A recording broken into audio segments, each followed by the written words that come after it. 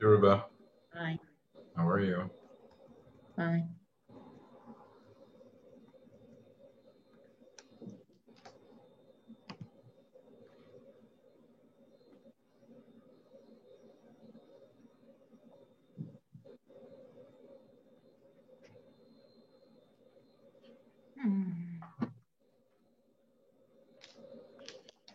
Shan.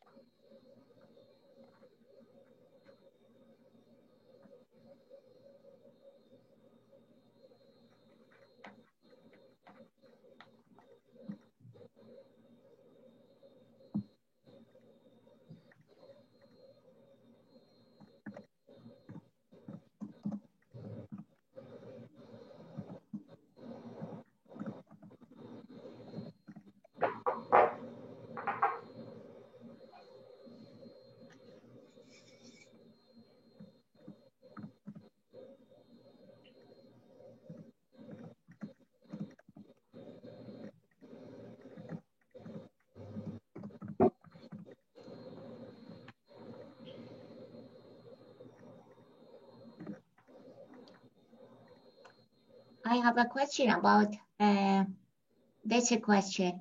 Yeah. From where did she bring or brings her English? Bring. Is it bring or brings? Bring.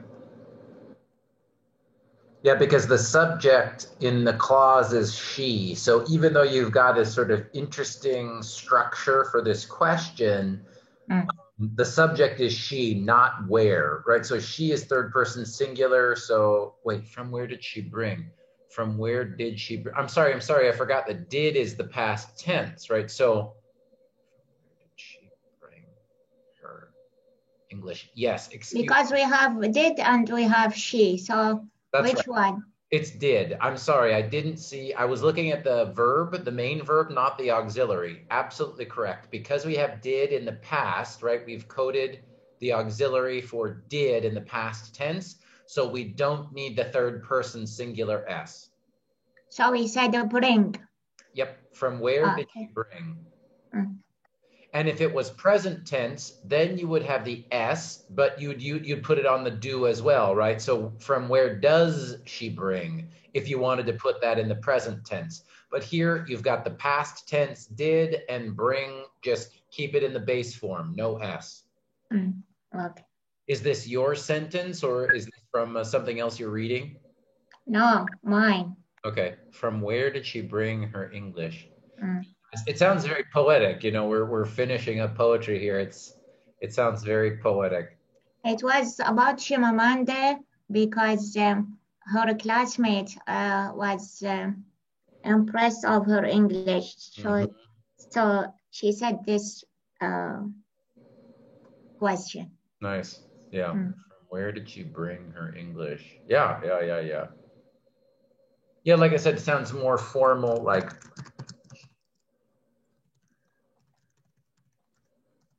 I feel like this would be the way you'd like say it on the street in Sacramento, right? Like, where did she learn or where did she get her English? But yeah, this is very nice, sort of, like I said, sort of poetic, sort of really nice structure for your question, Ruba. Cool. Daryl's here when Shen is here.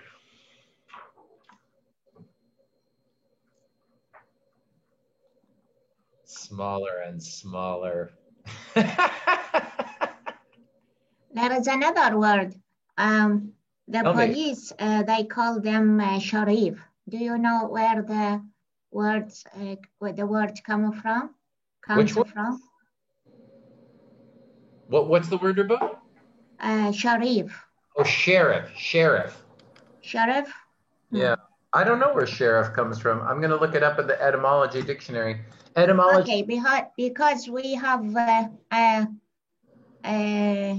word in Arabic. Sharif. We say it Sharif. It means honor. Honest. When someone is honest, we call it in Arabic Sharif. So maybe in English they call it Sharif because the sounds in Arabic is not like in English. Yeah, let's see. So I'm at the website I'm on now is called Etymology Dictionary. Etymology, that word etymology means the history of a word. So this website will sort of show you, at least for English words, you know, where they came from, how they changed over time.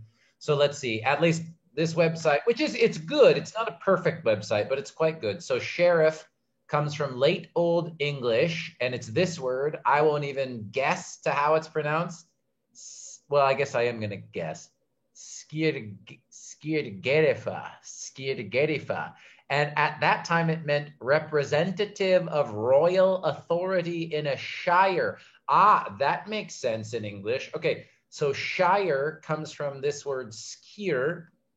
And shire is an English word that just means like the country, rural area, right? Like natural land, kind of. As an American county official, this comes, English has been using it to talk about law enforcement since the 1660s. And sheriff's sale was first used this way in 1798. So sheriff comes from shire, and shire is a word in late Old English, to talk about the countryside. So that's where it came from. Daryl says hi in the chat. Cool, great question. Yeah, I love that kind of stuff. This is my etymology dictionary is like one of my bookmarks because I think it's interesting. I'll put it in the chat for you in case you want, Ruba. Because I know a lot of English words come from Arabic. Yes, for sure, they do. You can really see also so many words come from French, which means that you can find the meaning of English words going all the way back to Latin, right? So yes, like cafe and that's right. Bouquet. Yes, exactly right. What's another word like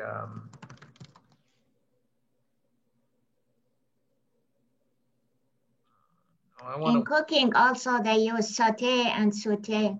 Yes, definitely. I mean, those are just the same exact words, huh? I wanted to see if I could find a word that goes, yeah, exactly. So, for example, the word justice, right? And the meaning of the word justice has basically been the same. It tells you here, since the middle of the 12th century, so for over 1,000, well, no, 1,000, excuse me. Yeah, since the 12th century. And then let's see, meaning right order. And then it says in English, sometimes also, to do justice. No, where I saw it in French. Anyway, and then it says in American hymns, Latin justitia is glossed by Old English. So again, you can see more examples of words that go all the way back to Latin and how that connects to French and how they showed up in English and all that good stuff. People say hi in the chat. Hi, Fasad. Cool. So I put that in the chat in case you want to look at it, Ruba. I know you're a language lover, so it can be an interesting site. It can be an interesting site. All right, we've got a small group here, but it's good to see you guys after not seeing you last week. So it's good to see you 1 week before we get ready for spring break. I don't know if you guys are like me, but I'm very excited. I think we waited way too long this semester. 10 weeks without a break is too much in one man's opinion. But let's get started. I'll tell you what we're doing, and then if we have questions, we can talk about that. So I've got a quick warm up for us, and then really today's our last day to talk about poetry. So I've got some poems that I want to look at. If we go very quickly, I can sort of start to introduce really briefly some of the ideas that we will talk about after the break, because so here's basically the plan, right? Showing you the agenda. Today, the poetry project was due in Canvas. We're going to talk about poetry in class today. Then we get a week off, right? We get spring break next week. When we get back in 2 weeks, right, we're going to start to read The Lathe of Heaven, and that's what we're doing. We're just going to talk about fiction, reading novels, and really start to talk about, or, you know, the thing I like to do all the time, make connections, right, between things like theme, and then start to talk about things in literature, right? Like character and setting and plot and some of the other things that we're going to see when we start to read the novel. So that's the basic idea. Today's the day to finish up poetry. Last ideas, last questions, some other poems I wanted to show you. And if we need to, we can introduce fiction, because after the break, it's all novel, all fiction all the time. So I do have a warm-up for you guys, but before we do the warm-up, any questions at all about sort of anything, the business of the class, or kind of small details or stuff before we start the lesson? Hi, Professor, this is Nori. Hey. I have just a short question. I finished my essay, but I need to double check for some sentence structure. But I'm still a little confused about the structure. When you break down the paragraphs, right? I don't have any breakdown for paragraph right now regarding the poem project. Yeah, I mean, like I've said, I think I've said in a couple of the recordings, if you just group each paragraph, you have a paragraph about sounds, or you only wrote about sounds and you have a small short paragraph about alliteration, or a small paragraph about assonance. I mean, like I said, I didn't really teach you guys how to structure a poetry analysis paper, so I'm not grading you on the structure of this type of essay, right? Okay. I'm really like, I've encouraged you guys to group your essays just around, like I said, one aspect. So if you're thinking about where to break your paragraphs, Nuri, you know, if you've got a paragraph about sounds, great. If you've got enough to write a paragraph about one specific sound, great. If you've got a paragraph about metaphor, great. So just try to group your, you know, at this level, I know you guys are really comfortable and know what you're doing. So just group the ideas that are similar into one paragraph. And you know, don't sweat it too much. Okay. After the break, we'll talk about the structure of sort of literary analysis. But this is not a test of your ability to structure a poetry paper. It's just a chance for you to practice analyzing poems. Okay. If I submit it before 12, I'm good, right? Yeah. Again, I have not taken any points off for lateness from anyone this semester. So. Sounds good, thank you. Yep. A question in the chat for the analysis part: when we break down the assonance alliteration, are we putting all the words that belong to each group that can be found in the poem? I mean, that's kind of up to you, Daryl. It depends on the poem. It depends on how many words you have. You know, if you're writing a paper, if the only part of the poem you're analyzing is the sounds, then you'll probably want to be more specific, right? But if you have a section or a couple paragraphs about sounds, and then another paragraph about metaphor, and then another paragraph about, you know, lines and stanzas, maybe you don't need to analyze every single word. Do you know what I mean, Daryl? So it just depends on the poem you're analyzing and the type of analysis you're doing. So that's one answer. And then the short answer, I guess, is like, no, I'm not going to be like making sure that you included every example of a word that starts with a D. You know, I definitely expect that you will include the ones that are the most important or the most sort of significant examples of whatever you're analyzing at that time. If that makes sense, Daryl. Let me know in the chat. Any other questions about the business of the class? Cool.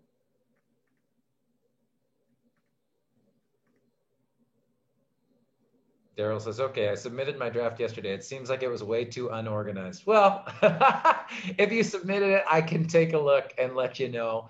But like I said, for this assignment, I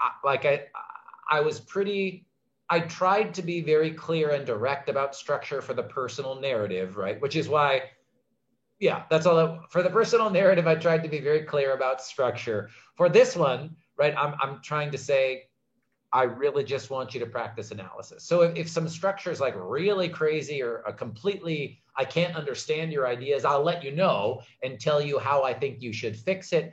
But that's not what I'm looking for. That's not my priority for grading for this one, if that makes sense. Good questions from Nori and good questions from Daryl. Last call before we look at some final poems together. Since people are still thinking about the poetry project, I think it'll be good to look at some more poems today. I've got some different style poems too. Cool. So here's our warm up. I am going to put you into two tiny little teeny weeny groups. I do want you to talk to each other, and then we'll start to talk about these three questions before I show you my examples today. So first, what did you enjoy about the poetry project? What was challenging about the poetry project?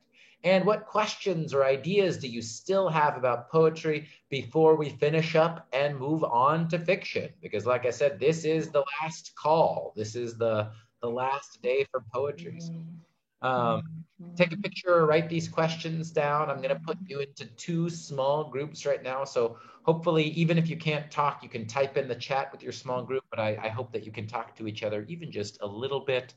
Any questions about this or the questions or what I'm asking you to do before I put you into your teeny weeny groups? Cool. And we won't spend too much time because I know it's only a few people, but I'd love for everybody to say something. So we'll do two groups of three. Let me open the breakout rooms here. All right, I'm going to open the rooms and I'll broadcast these questions to you as well. So I'm going to open the rooms now.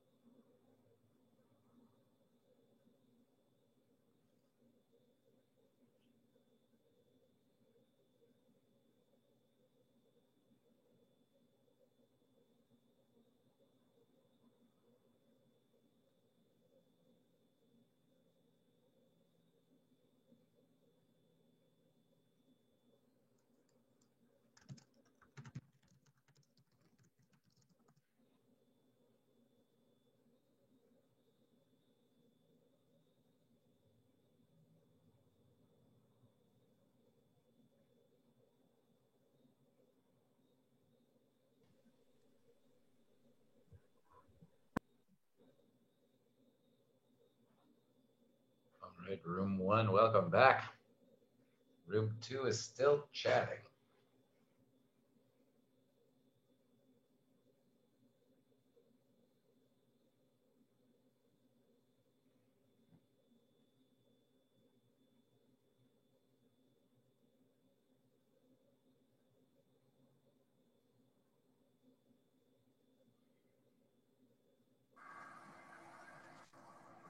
Great. Welcome back, room 2.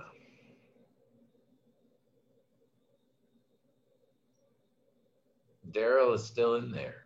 I don't know if that means he's at work or he's not there. I don't know what's going on. All right, so welcome back. I already put, so I'd love to hear from all of you. I hope you at least got to hear each other's voices. And like I said, always remember, there are other people in this class with you. So I'd love to hear just a few ideas and then look at some examples together. But one thing I said right away, of course, what was challenging about the poetry project was structuring a poetry analysis, because I did not teach that, because I'm not asking you to do that exactly. I'm not testing you on that. But let's start with challenging. What else was challenging about this assignment, aside from how do I structure this type of essay? What'd you guys talk about? I'd love to hear from maybe 1 or 2 people.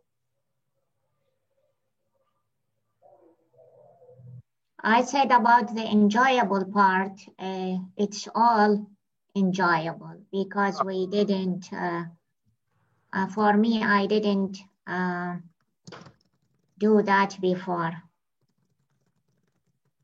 That's great. Ruba went straight to the good news. I wanted to start with the hard stuff and then talk about the good stuff, but I love, thank you, Ruba. Ruba said you enjoyed all of it. That makes me happy to hear, because you guys can probably tell I love poetry, and I love being able to at least talk about it a little bit, right? Like I've said when we started, you could do 15, people, there are whole poetry classes at ARC, and you could take a whole 15-week course in poetry. So I always feel like we're just, here's an American idiom, right? We're just scratching the surface, right? We are just sort of getting a really quick introduction. So I'm glad, Ruba. And the challenging part is when we put the sounds in the correct category, just like assonance and consonants, and organize the words in the correct categories. Good. Cool. So categorizing the sounds, assonance, consonants, and that kind of sound analysis. Great, Ruba. Thank you. And nice. The question is about the syllables. I put the syllables for each line, but I get 7, 11, 10, and not the same number. Good. For each line. So I don't know if I am right or not. Nice. And then I saw in the chat, Daryl said that he had challenged himself to write his own poem. Very nice. So maybe I challenge myself to write an original poem. Good. Cool. That's fantastic. Anybody else? Anything here? Yeah, challenging, enjoyable, remaining questions, especially if you have a remaining question for me to talk about today. So we can definitely talk about syllables, Ruba, for sure. But if there's anything else about like what's up with this part of poetry, let me know, because I can definitely include that in when I talk about the examples I have for today. Yeah, Professor, I enjoy writing, analyzing and writing response to the poem I found in the internet. The poem that you have in ESL 350 link, I looked at it a couple of times. I couldn't make a sense of it. So I said I pick one from online, and I responded and analyzed it. But I need to go back and break it down to different programs, like you mentioned. Cool. I love it. Yeah, like great. And I'm happy to hear that you chose your own poem. You guys know me now, right? Like I think learning is always more powerful when students can make choices, right? Like when you're writing or choosing something you're interested in. So if you looked at the poems in the document and you were like, what is this? I don't know. I'm not interested. That is great. And if you found something you like, I think that's fantastic. That's fantastic. The last question I have is, I have a poem in a separate Word document, and I have my response analyzed in separate Word document. Do I need to upload both of them, or how do you want to see it? Oh yeah, please upload both, or yeah, I definitely will need to see the poem. You could do anything. You could, if it's online, you could send in the assignment, you could post a comment where you link to the poem. You could copy and paste the poem into your document, but yeah, whatever's easy for you. But yeah, I definitely just need to make sure I can see the poem. Okay, thank you. Yeah, great question. Cool. Anybody else? Challenges, successes, and especially, like I said, remaining questions about poetry? How about I make one more person talk, and then I'll go for the rest of the class.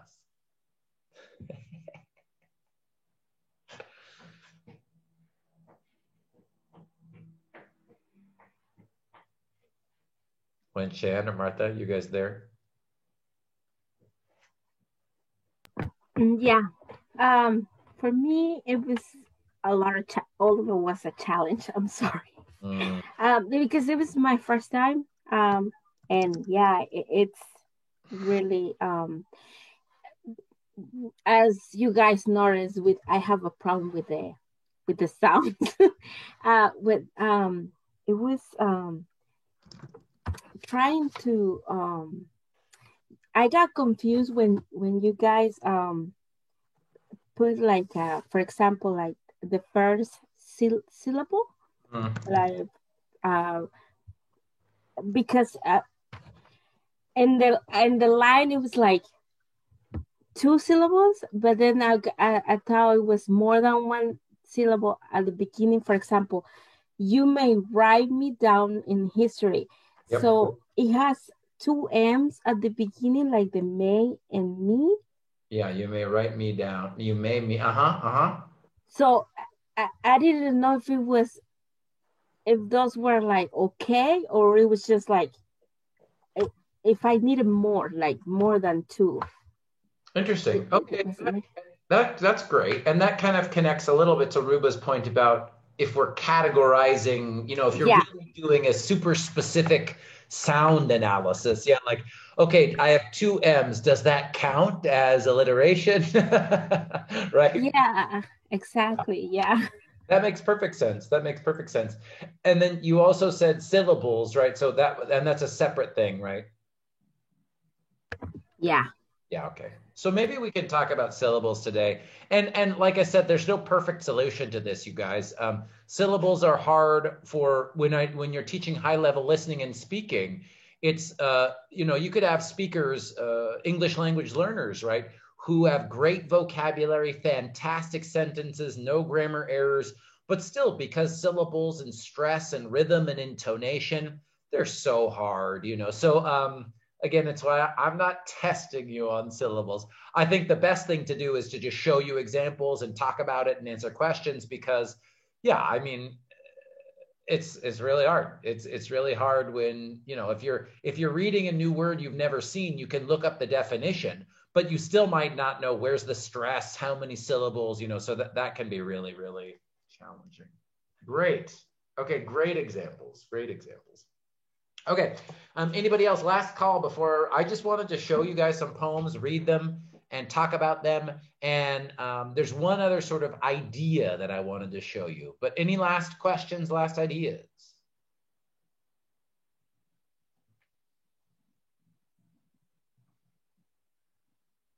Cool.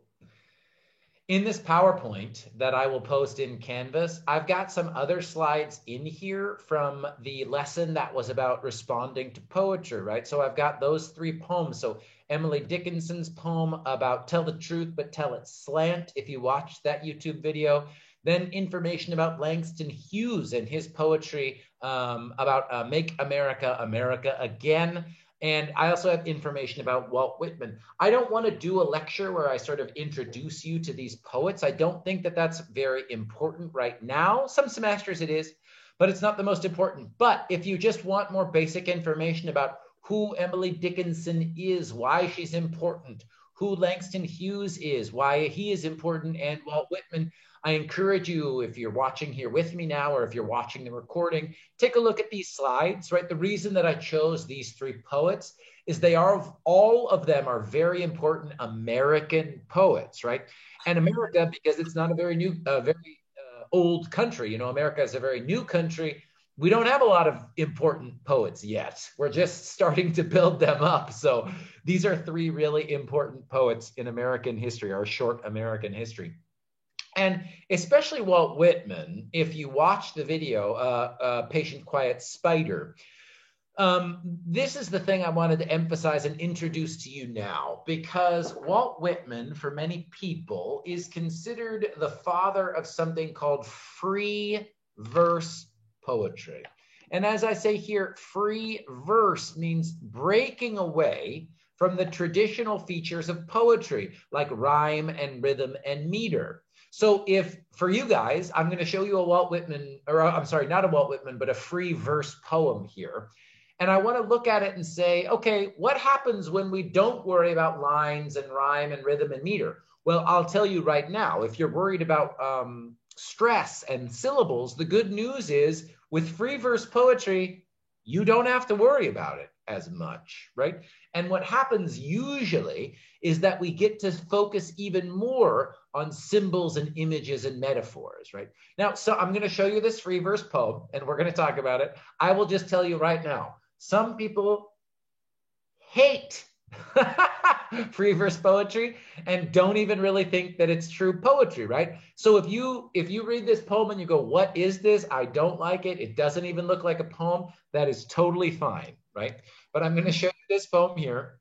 Also, this poem is found here on, I'm going to put this in the chat as well. I can put this in the PowerPoint, but this is from poetryfoundation.org. They publish really the most sort of successful and most prestigious poetry magazine in the United States. This is a very, very famous and very, very, what would I say, like well thought of, very, very successful sort of literary magazine, right? Poetryfoundation.org. Some of the things that they put in the magazine, they put online for free. And this is an example of a poem from this month's magazine, March 2021, right? Now, again, I'm telling you this to say, this is a poem.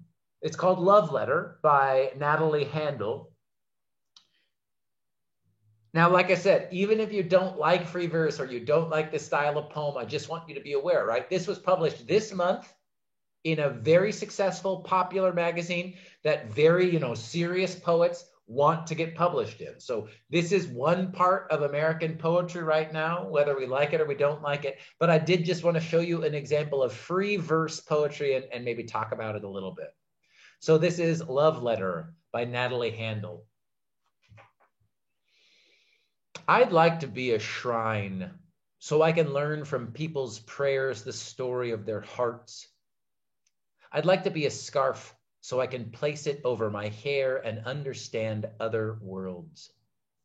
I'd like to be the voice of a soprano singer so I can move through all borders and see them vanish with every spellbinding note. I'd like to be light so I illuminate the dark. I'd like to be water to fill bodies so we can gently float together indefinitely. I'd like to be a lemon, to be zest all the time, or an olive tree to shimmer silver on the earth. Most of all, I'd like to be a poem to reach your heart and stay.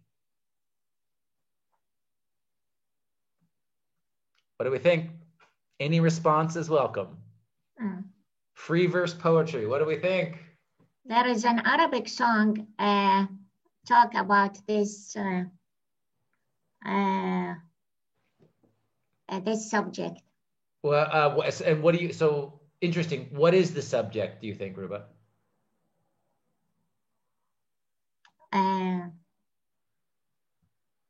It talk about love also, but she used a lot of metaphor like lemons when you take a salad, you put lemon, so it will be more tasty.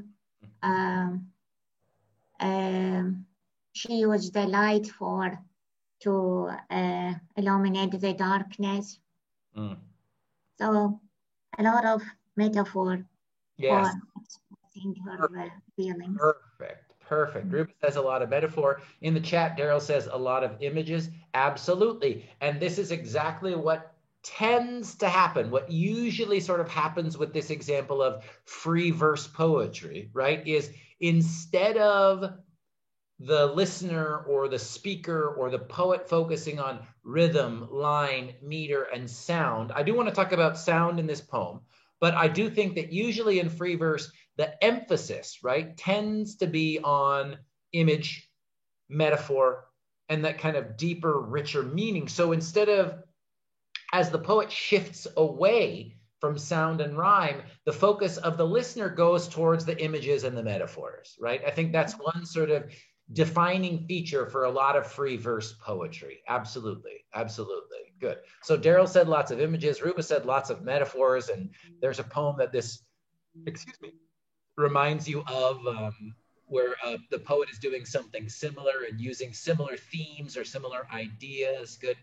Anybody else things that they noticed about free verse, or even just, did you like it? Or do you miss the rhyming? Or does it look weird that it's in a paragraph? What else do you notice? I just noticed, Professor, there's a lot of simile as well, right? I like to be a water, to be water, and feel about it so we can gently go together. Yeah. And there's like 5 lines. Is it? Oh, there's 6 lines. Usually there's a 4 to 5, right? Yeah, I mean, it's really interesting. It's really, you bring up a great point, Nori, which is, okay, so how do we analyze lines in this type of poem? You know, are we sort of saying, okay, I guess this is one stanza? And I'm not going to give you a perfect answer, Nori, because like I said, free verse is sort of it's like a different species of poetry almost. Do you know what I mean? So, but what stands out? So you were saying it looks like 5 or 6 lines. So even just the way that it looks on the page or the way that it's organized, what did you notice, or how does that make you feel, or what did you think about it? It's not organized as a poem.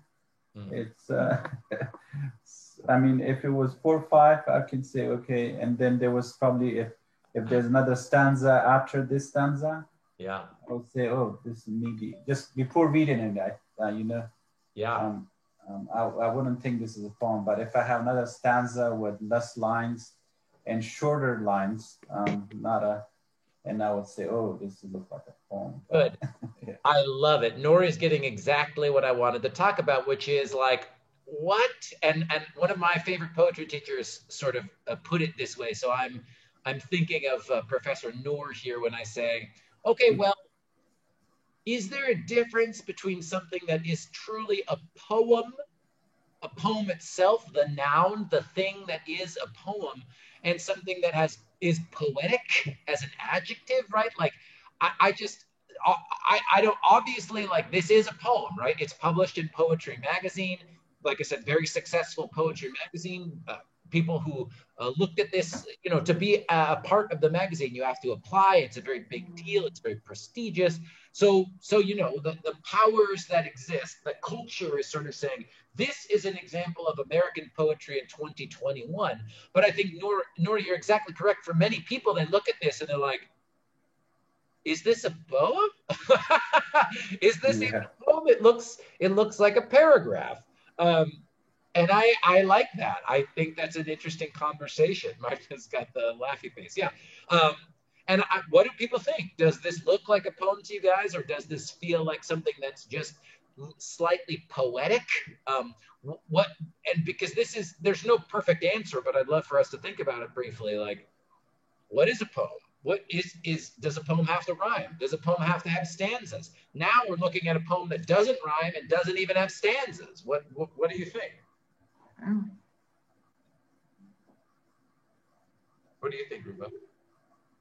Looks like a paragraph, but maybe the ideas of a poem. Yeah, that's what I mean, that kind of poetic feeling. Okay, good. And now I'll read it again because I do think, I will also tell you, just for my personal preference, I don't need a poem to rhyme personally. I mean, I've read a lot of American poetry that doesn't rhyme, but I will also say poems that look like this to me, you guys, they still look weird. This is more common. This is very common now. I'm reading a book in Spanish, a poetry. Her name's Lucia Estrada. She's a Colombian poet.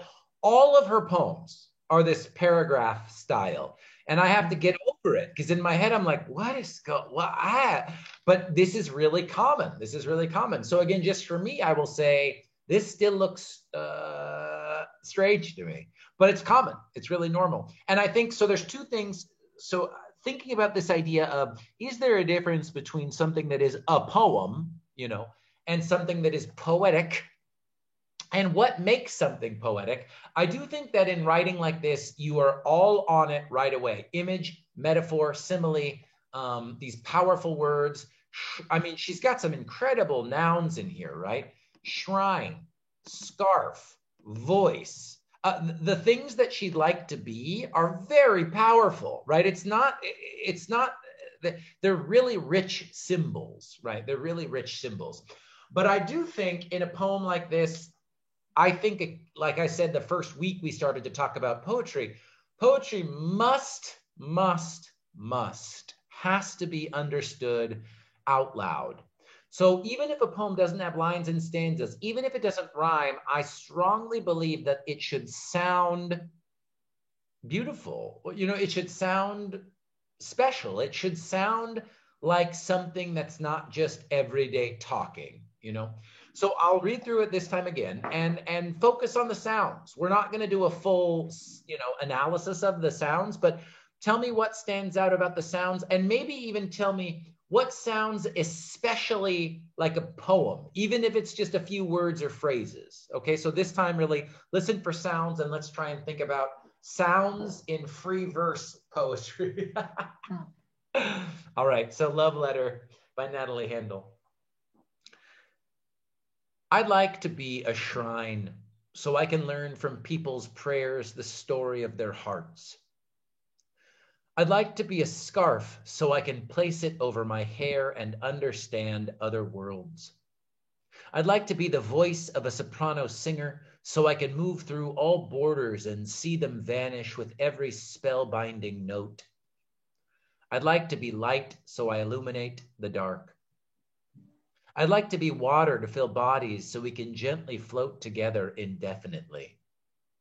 I'd like to be a lemon to be zest all the time, or an olive tree to shimmer silver on the earth. Most of all, I'd like to be a poem to reach your heart and stay. I got something. Tell me. The first, a shrine and a scarf. Yep. Soprano singer.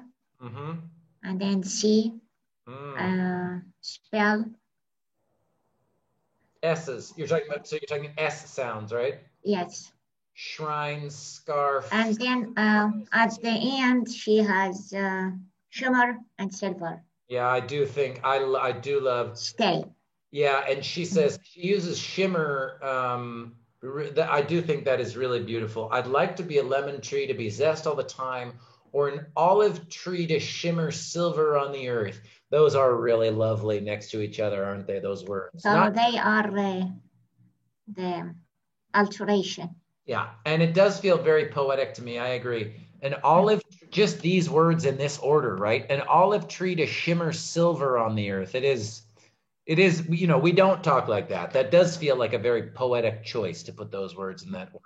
And Ruba's absolutely correct. Those S sounds are repeating throughout the poem. Absolutely, absolutely. What else do we notice? Anybody in the chat, or Ruba, you got something else?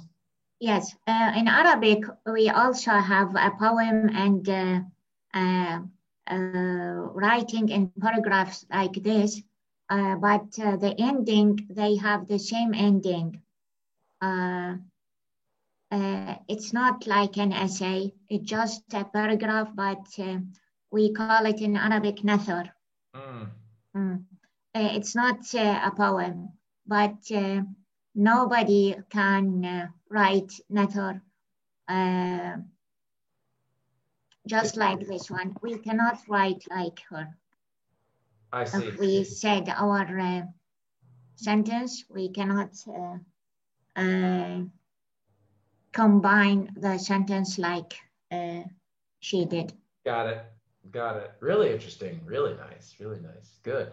Daryl in the chat says the thing that I really wanted to talk about as well, which is I think the repetition of I'd like to be seems poetic too. And this is something I wanted to talk about. So we'll look at syllables in the next poem. But we talked about rhythm a lot and how do we get rhythm into the language? And especially for you guys, how do we think about rhythm if we're not sure about the number of syllables or if we're not sure where the stressed syllable in the word is, right? That is really difficult. But I think one thing that this poem does very nicely is to create a rhythm by repeating the same words or the same phrases. Daryl is exactly correct, right? I'd like to be a shrine. I'd like to be a scarf. I'd like to be the voice. I'd like to be light, right? We do get this sort of rhythm. We do sort of start to develop this rhythm because as the video that we watched and that I posted shows, rhythm is just sort of pattern. And as a listener, we start to anticipate, we start to imagine, we start to sort of feel what the pattern is if we have the same phrase or the same words repeated. And especially if we have, like in this poem, at the very beginning of every sentence. I almost said line there, but I don't know if we'd say at the beginning of every line because this structure of this poem is very different, right? But the beginning of every sentence until we get the last one is, I'd like to be a shrine. I'd like to be a scarf. I'd like to be the voice. I'd like to be light.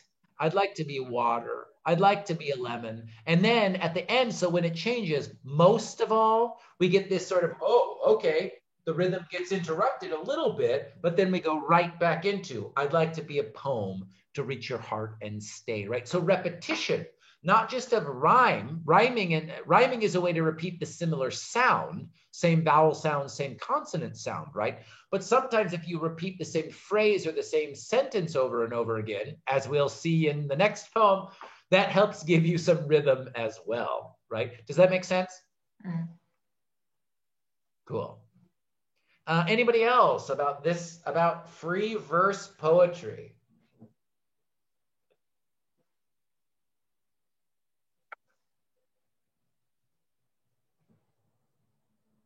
Cool. Well, like I said, there's just one headline about free verse, right? Usually, free verse poetry, whether it looks like this in a paragraph or even if it looks like,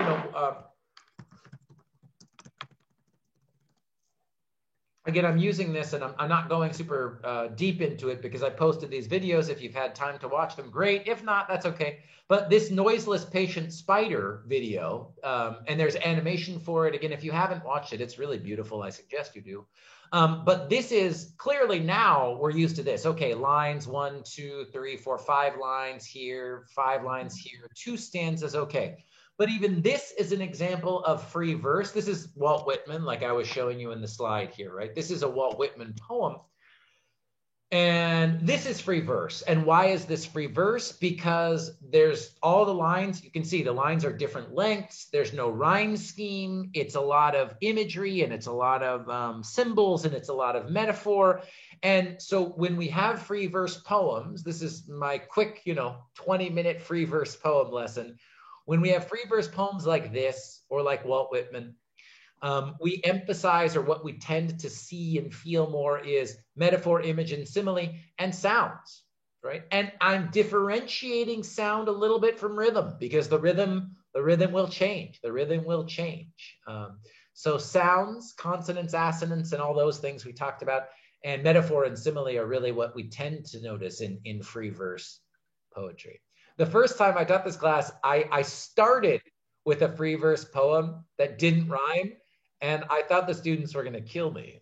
They were like, this isn't a poem. It doesn't rhyme. What are you doing? So now I finished with free verse after we see some rhyming poems. Excuse me, I'm going to just cough a little bit and get myself. Cool. Okay. So love letter.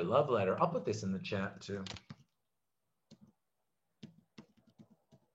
Just in case. I'll keep this open and put this in the slides as well in case people want to look at it later. All right, the next poem that I want to look at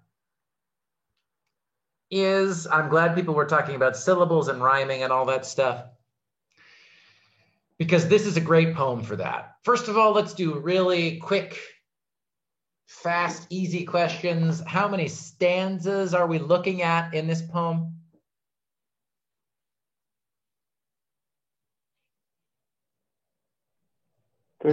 I see Ruba's hand. 6, and I think I heard Fazal 6, right?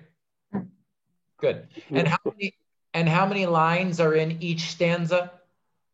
3. Yes. 3 and the last 4. Thank you very much. Fazal was going to say this and Ruba said it. So right away, again, you're getting much more comfortable. What I want you to notice and start to understand is, if you see a poem that looks like this, 6 stanzas of 3 lines until the end, already, I want you to start to realize, oh, okay, something's going on in that last stanza, right? Because we can think about rhythm within each line. We can think about rhythm within each stanza. We definitely can do that when we look at rhyme. But I want you to even start to understand a whole poem, right? The stanzas have a rhythm with each other. So if we have all these different stanzas of 3 lines, and then we finish with 4, already, remember, rhythm is about expectation and pattern. If the poet breaks that pattern at the end, something's going on, right? Something's going on. So even before we look at anything, you can start to say, okay, 6 stanzas, 3 lines each. Interesting. At the end, we get 4 lines. So maybe we're going to have a change. We're going to have some transition. We're going to have something happens at the end of this poem.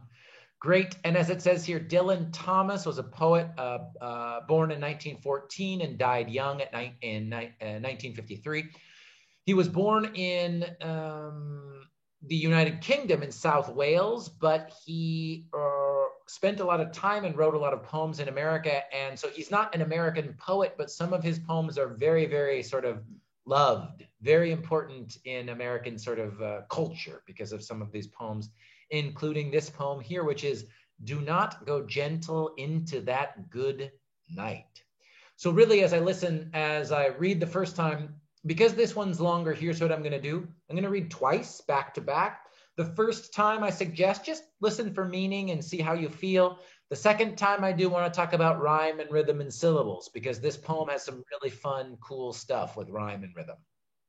All right, so Dylan Thomas, "Do not go gentle into that good night." Do not go gentle into that good night.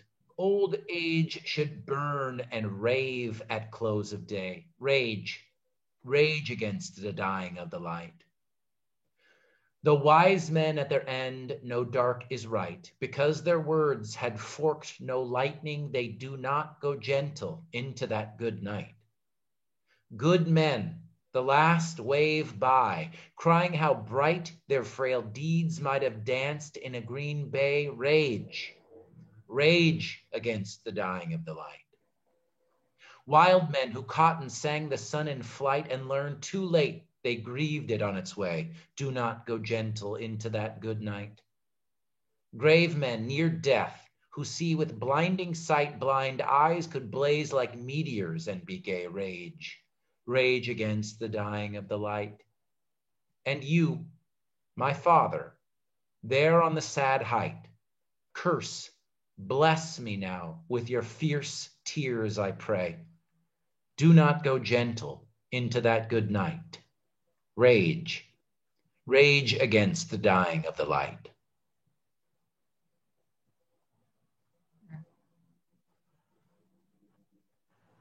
Okay, so one more time. Dylan Thomas, do not go gentle into that good night. Do not go gentle into that good night. Old age should burn and rave at close of day. Rage against the dying of the light. The wise men at their end know dark is right, because their words had forked no lightning, they do not go gentle into that good night.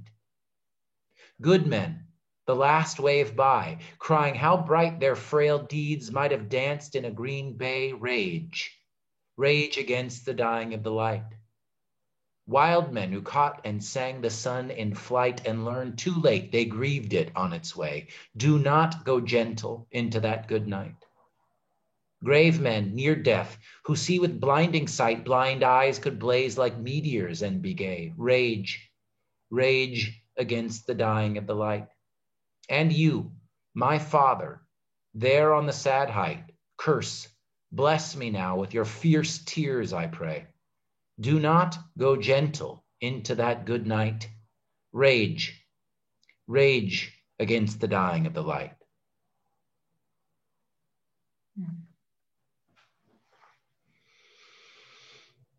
What do we notice? What do we think? What do we feel?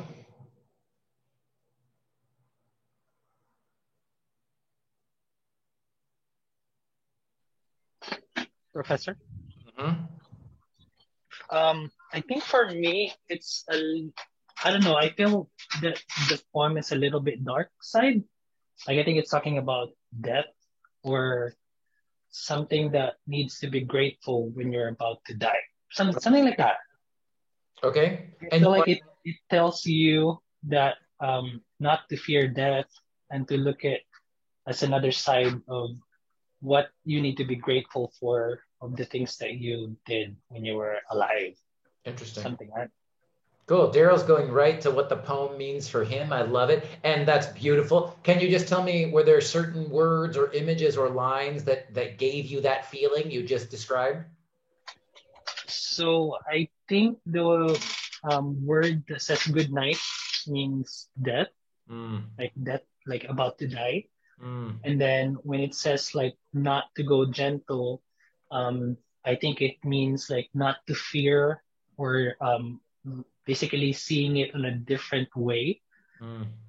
Yeah, those words. And then the rage, again, it's for you to like fight back and, you know, like try to navigate yourself from thinking of fear, instead of thinking of fear, like seeing it on another side. Great. Fantastic, Daryl. Thank you.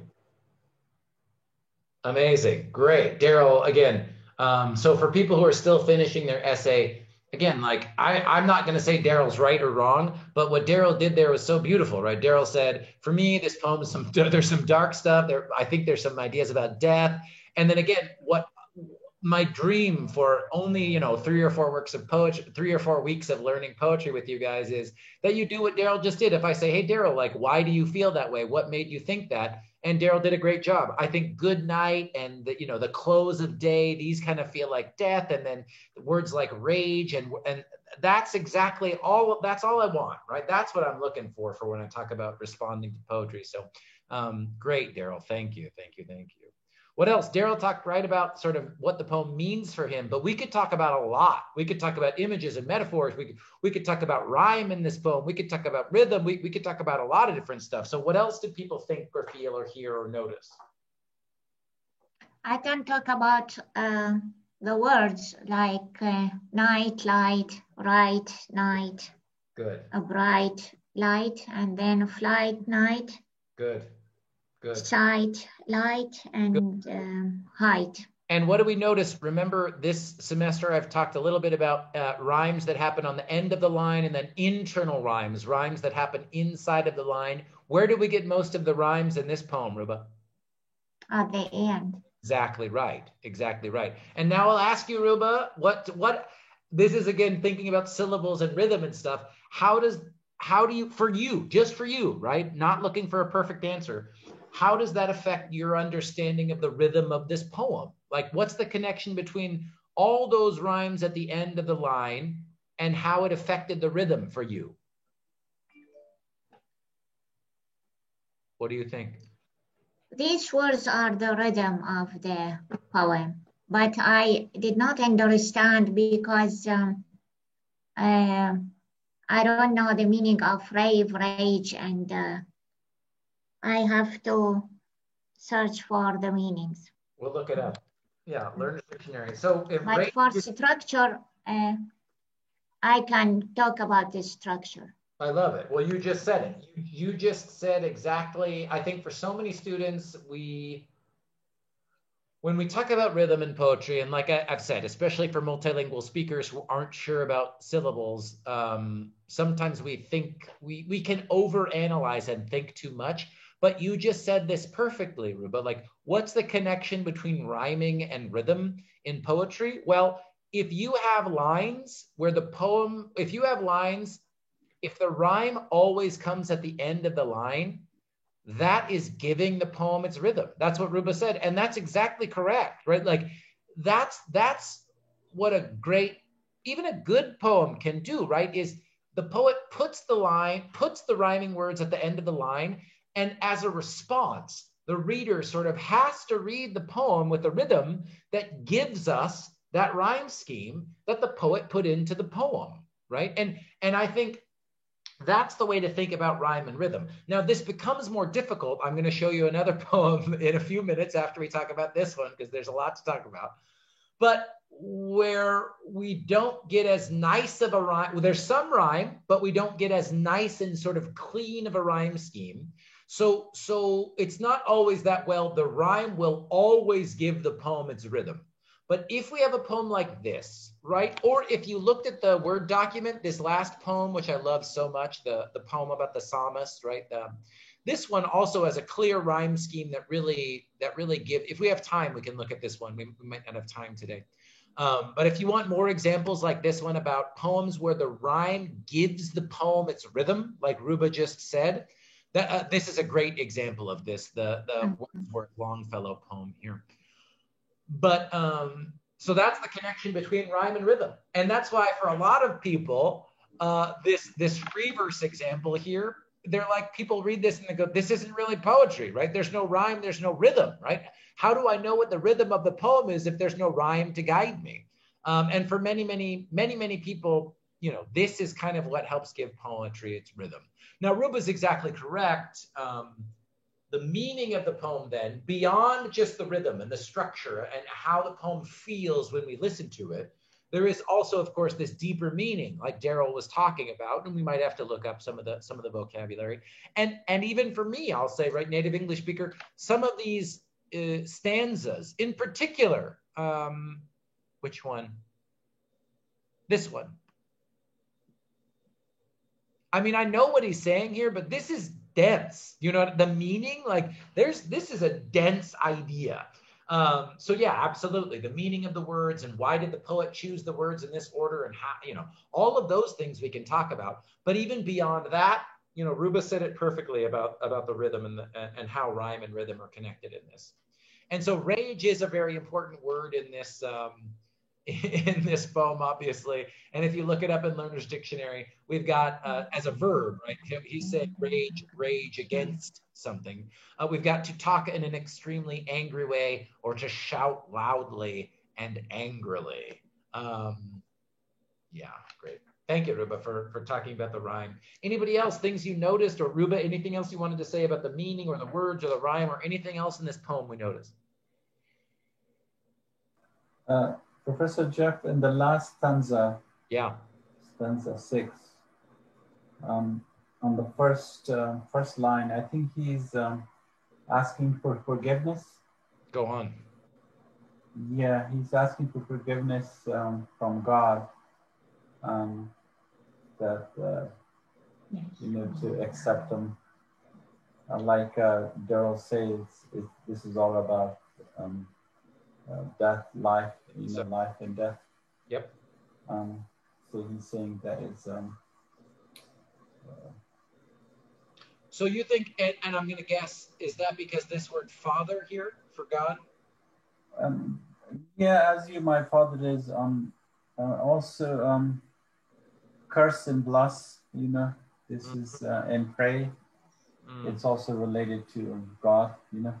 Pray is nice there. Yeah, definitely. Pray is a very evocative, sort of powerful, symbolic word. Yeah, very nice. And then and rage against dying of the light. The last line.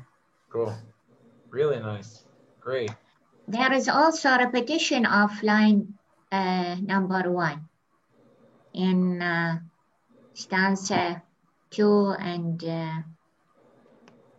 do not go gentle into that good night. That's right. Yeah, we get there's a lot of repetition in this poem. Repetition, yes. Yeah. So do not go gentle into that good night. First line of the first stanza, and then it's the third line of the second stanza, right? And then it's the last line of the fourth stanza, and then it's the third line of the sixth stanza. We definitely get this repetition of this same sentence, same word order, same sounds, all that good stuff, right?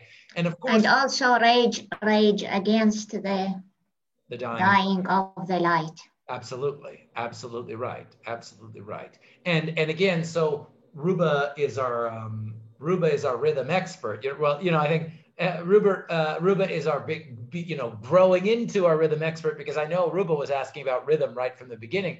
So you're exactly correct also, Ruba, when you said the rhyme gives it the rhythm. But another thing that gives this poem its rhythm is those repetitions that you just pointed out. Absolutely. So instead of just repeating sounds or words, or like in our first free verse example, I'd like to be, I'd like to be, I'd like to be. Here we get whole lines, right? Repeated throughout the entire poem. And that's also going to give and create this sort of rhythm as we read through it. Absolutely, absolutely. What else? Anybody else? I know when we write an essay, they said, the author of a book said,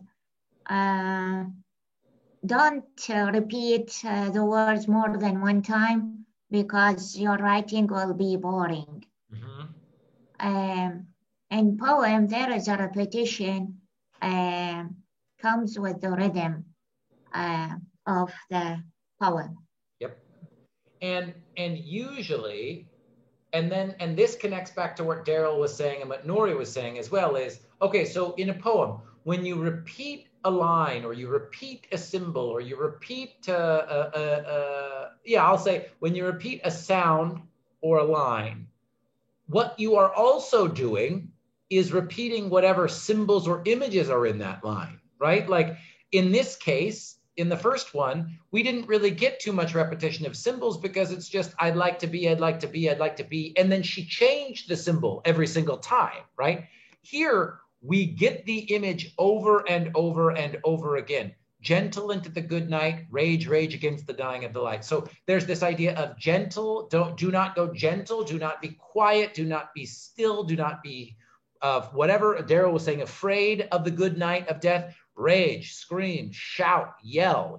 So we get not only the repetition of the line and the rhyme to create rhythm, we also get the repetition of the image and the symbol, which is going to definitely affect the meaning we take from the poem, right? So that meaning that Daryl took about not fighting or not being afraid of death, or fighting death at the end. Or Nori's example there about communicating with God. For him, this last stanza feels like it's a connection to God, or he's talking about God. So that meaning that we receive from the poem is also affected in a big way by repetition, right? Not just sounds and rhythm, but also even for symbols and metaphors. Really nice, Ruba. Good. What else? Anybody else about this poem? What'd you think? Too dark? People were saying is it too dark? Do you like it? What'd you think? Too dark?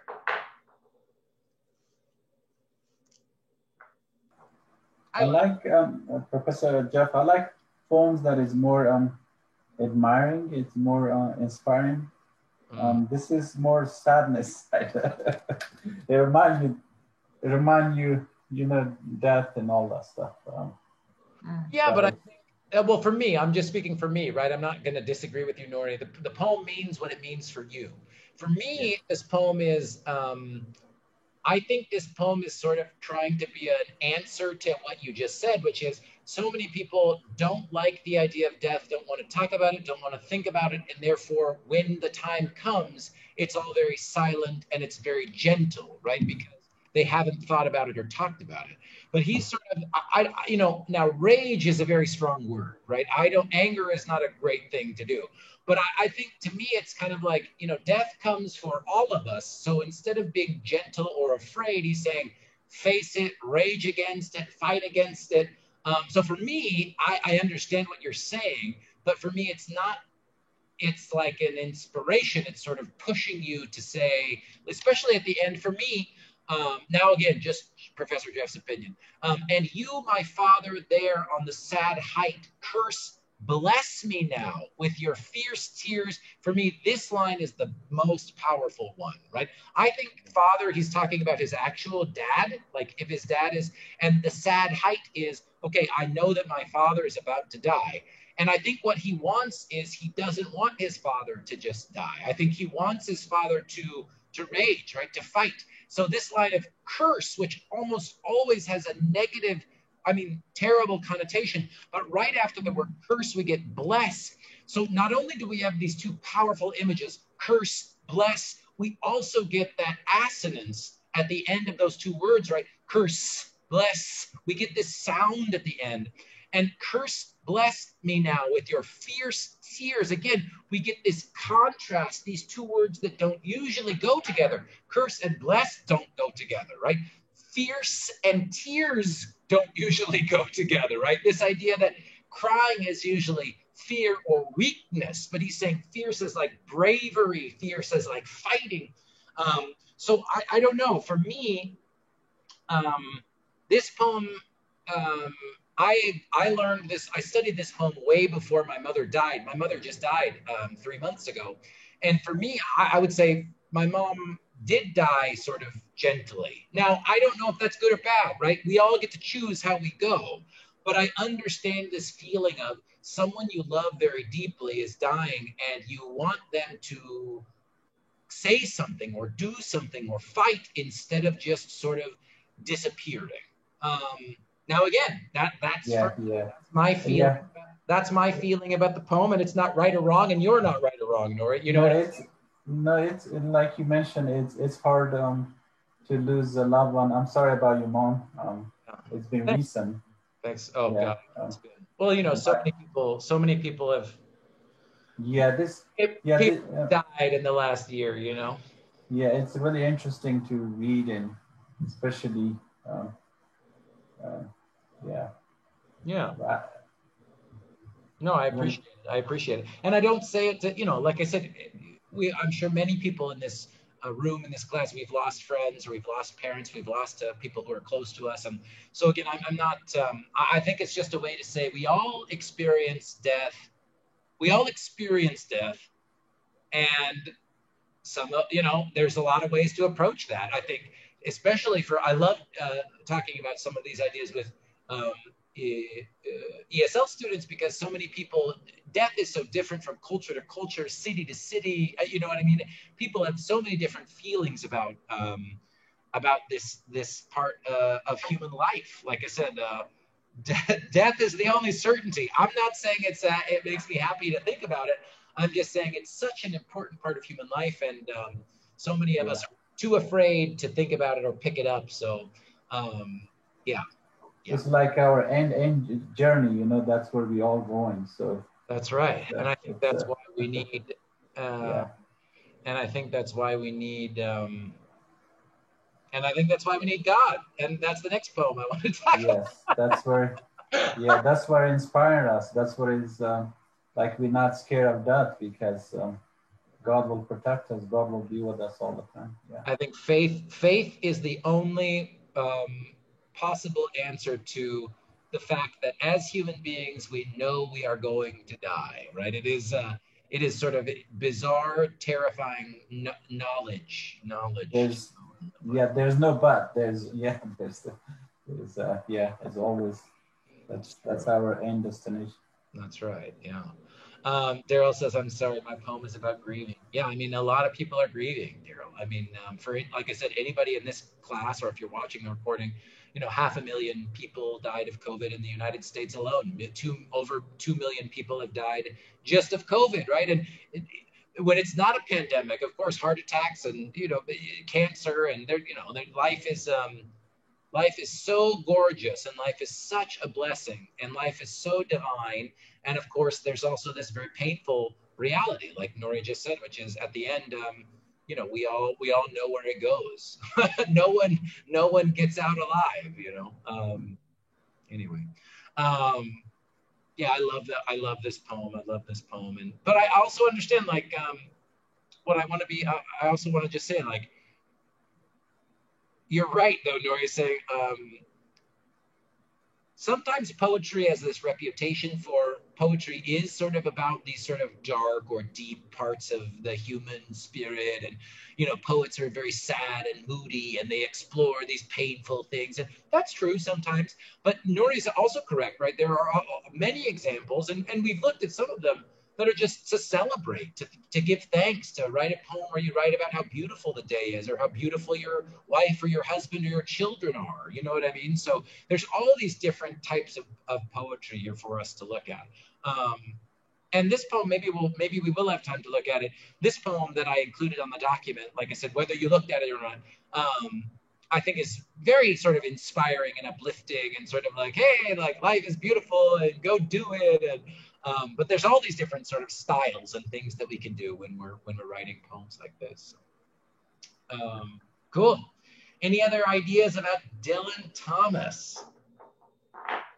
I love him and I love this poem, even if you guys are correct. There is some darkness in there. You're definitely right about that. Anybody else? I got another little shorty next. Cool. This poem I want to look at, it's shorter, so we can definitely talk about a little bit about syllables and how they connect. Now, again, syllables are hard, so I won't, you know, go on and on about it forever. But again, just to quickly summarize, if you're thinking about this poem, if you're watching the recording, this is a great poem to look at how repetition of lines and repetition of sounds and rhyme create the rhythm of a poem, right? That's a really powerful example in this poem. This poem is a shorter one, and it gives us a little more example of rhythm coming from syllables and line length and how that changes. And if we're not using only rhyme to do that. This is a poem called Autumn by a German poet called Rainer Rilke. So this is a translation right away. Let's just say that this is a translated poem. But man, Rilke, I'll put it in the chat just in case you guys ever wanted to look up his name. Dude's a genius. Thank you, Martha. I see your comment at the chat. Rilke, beautiful, beautiful German poet. Some of his poems are also a little heavy too, but, you know, beautiful. So this poem is called Autumn by Rainer Maria Rilke. The leaves fall as from far, like distant gardens withered in the heavens. They fall with slow and lingering descent. And in the nights, the heavy earth too falls from out the stars into the solitude. Thus all doth fall, this hand of mine must fall, and lo, the other one, it is the law. But there is one who holds this falling infinitely softly in his hands. I'll do one more time. Autumn. The leaves fall as from far, like distant gardens withered in the heavens. They fall with slow and lingering descent. And in the nights, the heavy earth too falls from out the stars into the solitude. Thus all doth fall. This hand of mine must fall, and lo, the other one, it is the law. But there is one who holds this falling infinitely softly in his hands.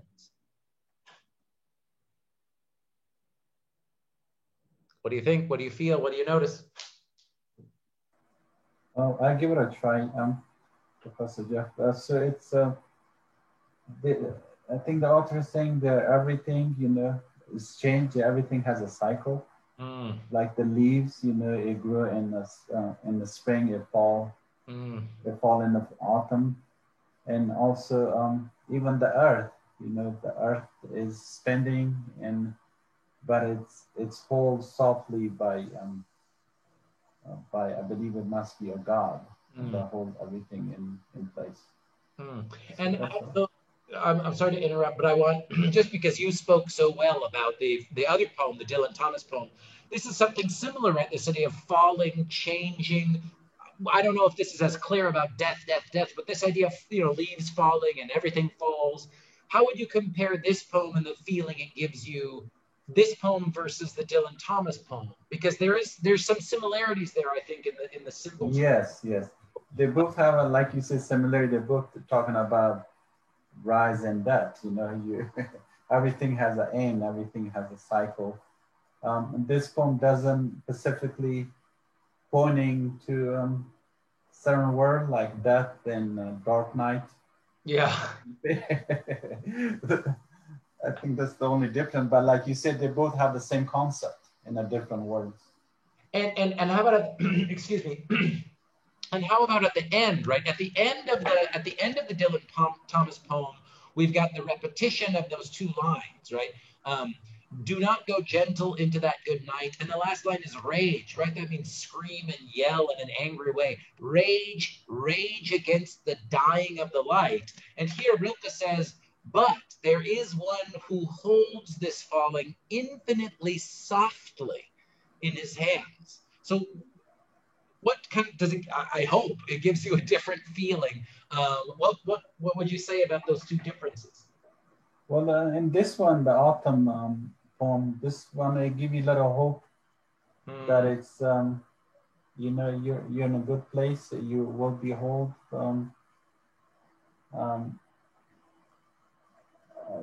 It's the other Thomas poem is. It's interesting. It is inspiring as well. But this one, I think, is more softer than Thomas. But I don't know. It's hard to analyze this too. No, you did it great. And I mean, you said literally the word softly is in that last line, right? Infinitely softly. I mean, you said it perfectly, right? So, yeah, great. No, it's fantastic. Daryl, I see your hand. What's up? You want to jump in? Yeah, I kind of just wanted to share, because I think both poems have the same symbolism. They talk about passing away or death.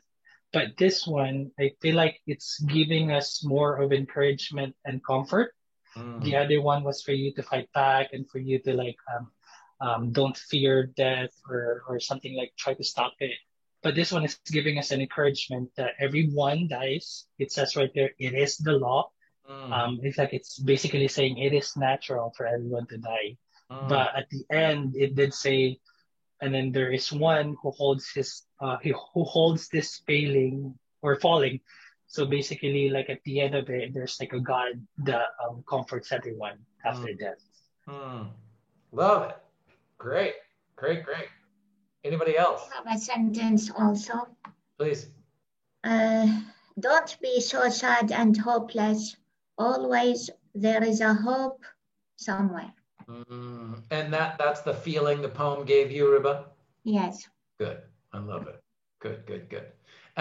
Were there specific sounds or lines or images that gave you that feeling, Riba?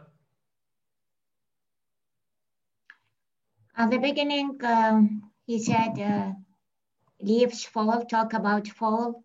And at the end, this falling infinitely softly. So softly in his hand, it means God who always let the day come again one more time and let the night go. I love it. Good. And also notice in poetry, Riba was sort of earlier talking about the difference between, writing an essay, writing a poem. An essay, and when we're teaching you an essay writing, if you took 340 or whatever, it's like, be specific, tell us exactly what you want to say. And in this poem, right, everybody has talked about God, but notice the poet didn't say the word God at all. Now we understand because in line 2, right, we see in the heavens, right away we get this feeling of heavens, okay? And then later on in the poem we get one, a capital 1, we have infinitely softly in his hand. So in poems, you already know this already, but just more examples, right? You don't have to say literally what you mean, right? I mean, you sort of use images or specific words that you really love or that have a specific emotional connection for you, and then you put them together in an order that is pleasing and you show them to the reader, and the reader gets to sort of understand or take that meaning from the poem instead of you know, again, I know you all know this if you're in the, especially the people who are in the class with me, I know, you know, but you don't have to say, I'm writing this poem about God. It's like, we know, you know, we get it because we see the word heavens and holding the world and holding all things. And we get that feeling sort of from what? Implication or from the symbols and the images, right? Good. Anybody else? How about sounds? There's some, like I said, we wanted to talk about sounds and you know, we've got some lines that don't really rhyme. We've got lines with different length. Anything you guys noticed about sounds or rhythm in this poem? The F sound in stanza second stanza and third stanza. Yeah. The F falls, must fall, this falling. Definitely. I think that stand out to me. I think you're right. And repetition of that word fall in general, right? So we have the F sound in line 1 there. The leaves fall as from far. So we have fall repeated and then fall from far. In the second stanza, we have that word falls again, this time with an S at the end. So in the nights, the heavy earth too falls. Then in the third stanza, the first line of the third stanza, all doth fall, this hand of mine must fall. So we get fall, fall, fall, fall, fall. And then what we realize, so again, this is kind of connected to rhythm and words, sounds there. But we have fall, fall, fall, fall, fall. And then those last 2 lines that Nori already talked about for us. But we get that contrast after the period at the end of it is the law, which Cheryl pointed out for us. It is the law, full stop, right? Full caesura. But there is one who holds this falling infinitely softly in his hands. So it's almost like the repetition of the word fall, fall, fall, fall, fall. We get the sound. Now it's not a rhyme like we got in Dylan Thomas, but we do have that F sound, that consonant sound. And then we also get the symbolism paired with it, right? Because at the end, it's clear, well, it's falling, falling, falling. What's going on? Where is it going? And then it becomes clear, but God is there to catch the falling, right? God is there to hold us in his hands after the fall. So yeah, great point, Nori, great point. Anybody else notice sounds or rhythm or syllables?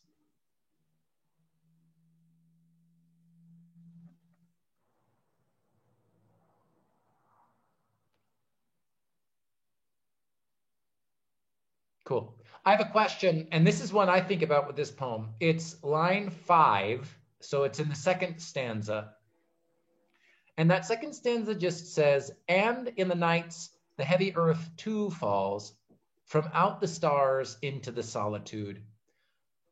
This is a question I think about with this poem is, what's up with solitude there? Why is solitude capitalized? Like, I don't have a good answer for you guys. I can tell you what I think or what it makes me feel about, but like, what does that do for you? Because that to me is a very interesting little stanza there. What do you think?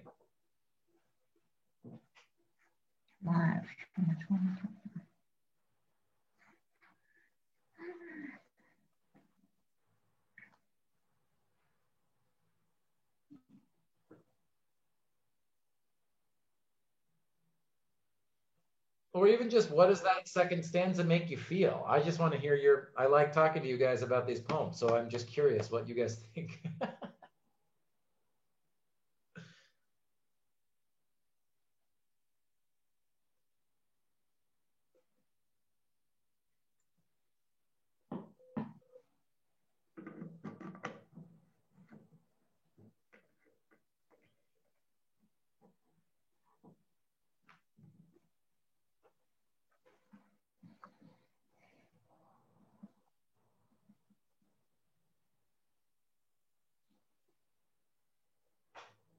No one? It's too weird? If Professor Jeff doesn't know, then I don't know. No one wants to guess about the second stanza?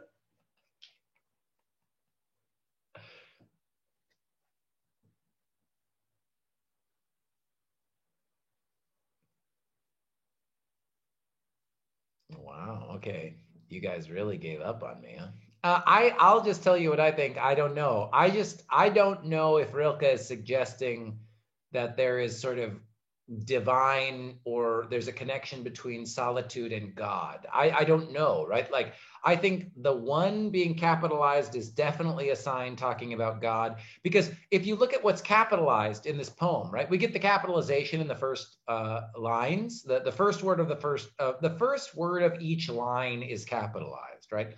But then the only other words that get capitalized are capital E, earth, capital O, one, capital one, H, his. Now, again, for people who have any, I don't know if this is the same in the Quran, maybe you can tell me, Ruba, but in the Bible, anytime they're talking about God or Jesus, or the first letter is always capitalized, like a proper name, right? So it's if you talk about the name of God, it's capital G God. If you say his works, it would be capital H. So for people, Christian people used to the Bible, this capitalizing of pronouns and first letters of pronouns is very clearly God, God, God, right? That's a clear reference. And that's why I think about what is up with this capital S. And I don't know. I don't know if there's that, if it's a connection to this idea of the earth and solitude are sacred and holy, just like God. Like, I don't know. It's just something that I think about when I read this poem. Daryl says, I think it means going into the void. Interesting. Yeah, the void of space, the solitude of space. Okay, very nice. Yeah. Any last ideas about this? Or just something for Jeff to think about?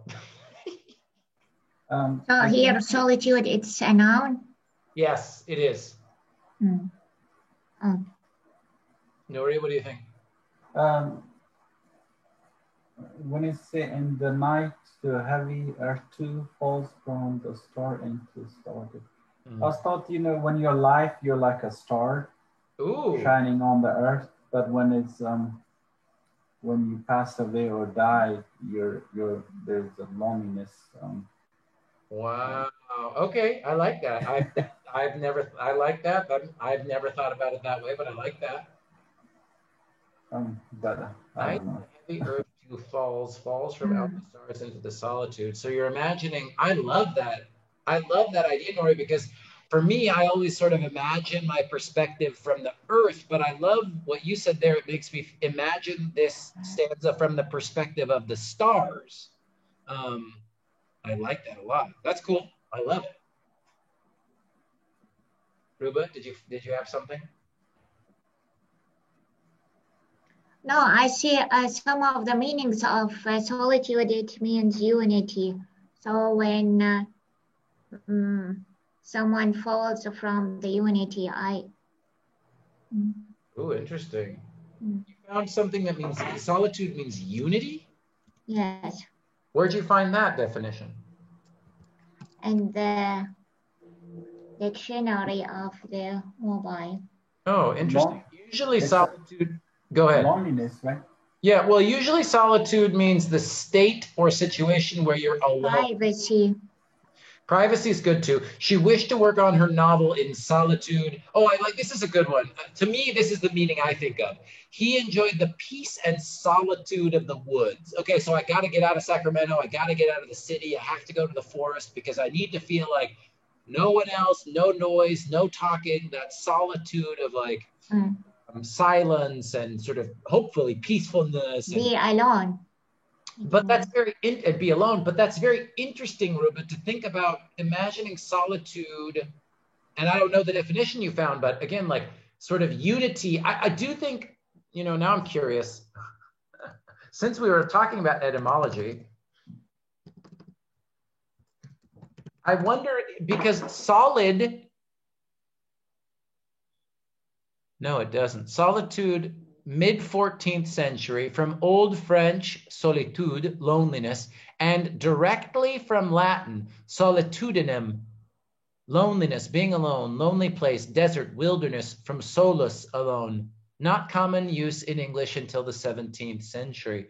Okay, interesting. I thought that, but I thought when Ruba said, so, I was thinking like solid, like solidity, or like you were saying unity or together, but it is a totally different word. So from Old French, solide, firm, dense, compact, solidus. Oh, but there it is, soul meaning whole. Interesting. Interesting. I like the idea though, like of wholeness, that somehow when we're able to be alone, when you can find peace in solitude, you can get this feeling of wholeness or feeling of completeness. At least that's what I think when I'm listening to Ruba there. Cool. Cool. Anybody else? Thank you. Nuri and Ruba, you guys helped me to think about this stanza in a new way. I'm grateful. Thank you. All right, we got one more poem that's happier. You want to end with the happy poem?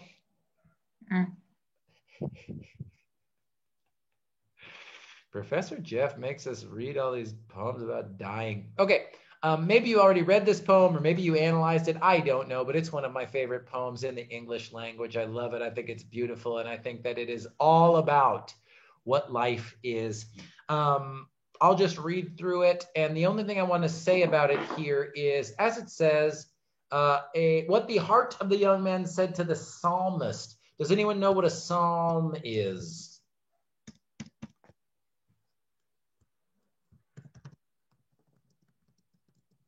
More Bible stuff for you guys today. But Psalms really was a poem. And before written language, of course, humans were good. Daryl says song, exactly right. And very famously in the Bible, one of the most, what would I say? I want to be careful here just to respect everybody's individuality, not just different religions, but people who have different forms of Christianity. But the book of Psalms is a very beloved sort of part of the Bible. And they are written in a very specific format. All of the different examples from the book of Psalms, right? Oh, I'll show you my favorite.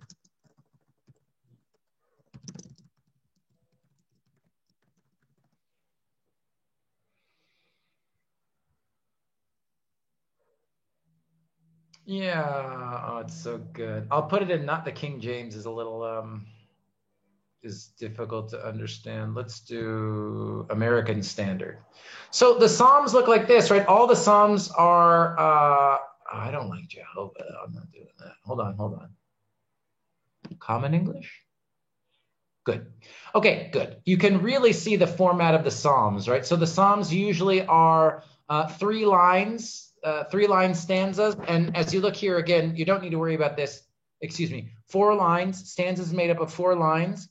And almost always there is some rhyme scheme in the Psalms, right? So this poet, and I'm only talking about the Bible and the Psalms because Henry Wordsworth Longfellow is using this structure of the Psalms that most people at the time would be familiar with, right? They would understand this rhythm, this structure, this rhyme scheme, because it's really common in the Psalms. Like I said, I'll just read the first example here. Shout triumphantly to the Lord, all the earth.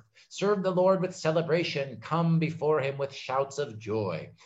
So we've got this same sort of example here in the Longfellow Psalm. So when he says what the heart of the young man said to the psalmist, he's sort of saying, okay, I'm sort of written some Psalms, but instead of being worship of, the one Christian God or something, he's sort of celebrating and worshiping something else. So that's what that word psalmist means. And that's why we've got this structure where we've got rhyming stanzas of 4 lines, okay? So this is Henry Wordsworth Longfellow, what the heart of the young man said to the psalmist. Tell me not, in mournful numbers, life is but an empty dream. For the soul is dead that slumbers, and things are not what they seem.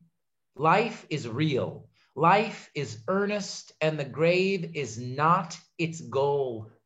Dust thou art, to dust returnest, was not spoken of the soul.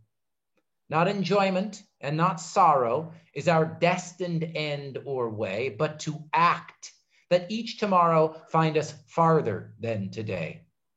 Art is long and time is fleeting, and our hearts, though stout and brave, still like muffled drums are beating funeral marches to the grave.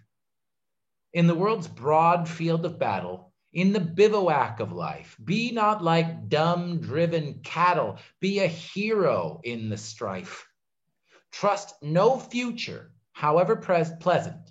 Let the dead past bury its dead. Act in the living present, heart within and God o'erhead. Lives of great men all remind us we can make our lives sublime, and departing, leave behind us footprints on the sands of time. Footprints that perhaps another, sailing o'er life's solemn main, a forlorn and shipwrecked brother seeing shall take heart again. Let us then be up and doing, with a heart for any fate, still achieving, still pursuing, learn to labor and to wait.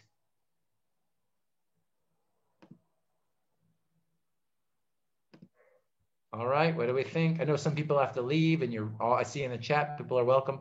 What do we think? I like to end with this poem. Hopefully it's inspiring, a little less depressing. What do we notice? What do we think? What do we feel?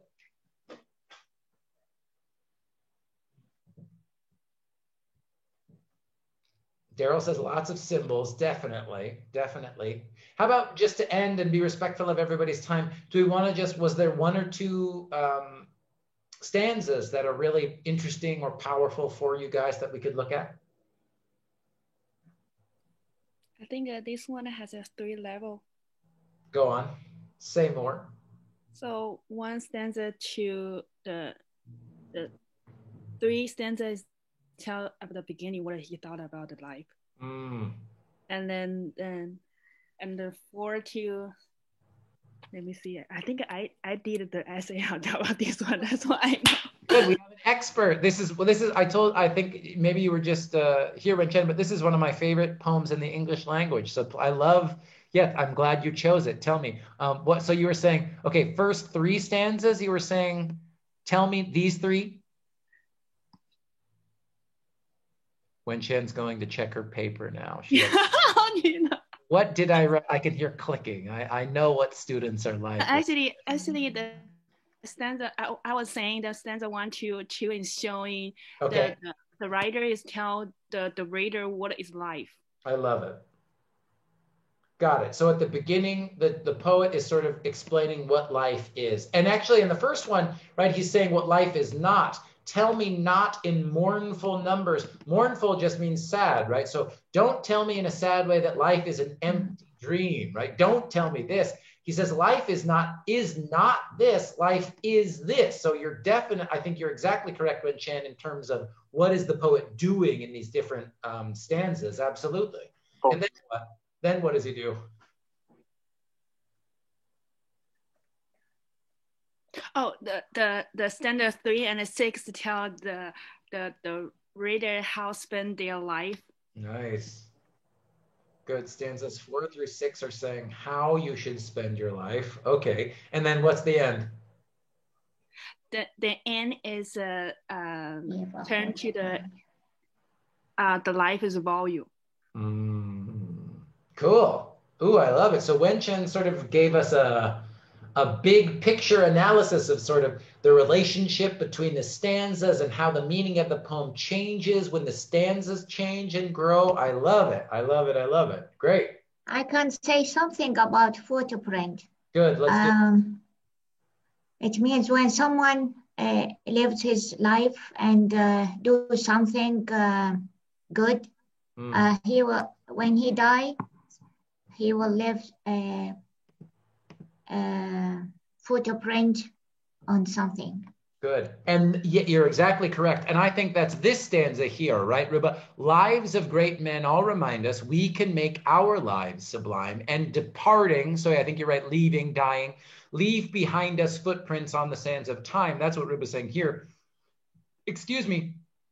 And then he even goes to the next step, footprints that perhaps another, sailing o'er life's solemn main, a forlorn and shipwrecked brother, seeing, shall take heart again. So the meaning in this one is, now we've got a big ship metaphor, so that can make this a little more complex. He's doing maybe too much, you could say, right? There's this footprint metaphor and the ship metaphor, but there's this idea that if you have another person who's sailing over a solemn, a difficult part of life, maybe they'll see those footprints, right? So if one person left footprints in the sand, then another person who's alive now sees those footprints and maybe they're having a difficult time. They'll see the footprints and go, oh, wow, I can learn something from this person's experience, or I can take a lesson from those footprints and use them in my own life, right? So it's even sort of beyond Dylan Thomas or Rilke, right? He's sort of saying,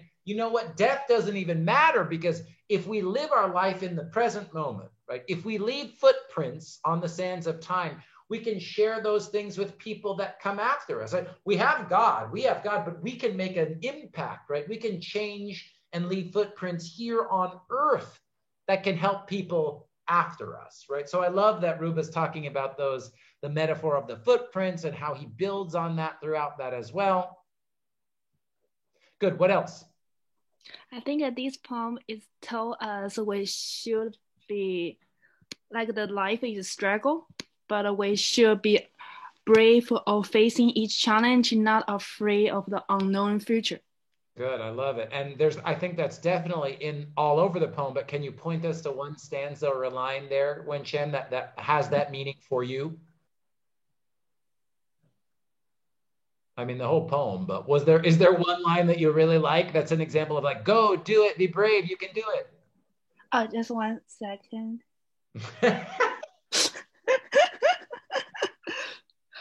I think the stanza 2. I think I read about the stanza 2. Life is real, life is earnest. Yes. I love that one too. These are my two favorite stanzas. Stanza 2 and stanza 4. Life is real, life is earnest, and the grave is not its goal. So we were saying, okay, everybody dies, right? But in this line, he's saying, life isn't all about death, right? The goal of life is not death, right? And then he says, dust thou art, dust returnest. Okay, very biblical stuff here, right? Very, very Bible-y stuff. But dust thou art, dust returnest was not spoken of the soul. So even if you die, even if your physical body dies, right? Ashes to ashes, dust to dust, whatever. Soul's still there. That's right. That's exactly right. That's exactly right. Lovely. I love it. Great. So each stanza has a rhythm. So the first one, a dream, seem, and the second, goal, soul. Good. The third one, way, day. And actually, grave. We get all of them right. We get numbers, slumbers too. Earnest, returnest. Sorrow, tomorrow. Now again, this is called a traditional, this would be, we didn't talk, again, in a poetry class, we could go really deep on this. This is called the A-B rhyme scheme, right? And this just means sound A, sound A. We get sound A at the end of a line, sound B at the end. Then we get sound A again, then sound B. So that's number, dream, slumber, seem. Earnest goal, returnest soul. Sorrow, way, morrow, day, right? So each line, as you were saying, Ruba, has that A-B rhyme structure. And you're exactly correct, Ruba, that rhyme. This was in Crossman, Edith Crossman.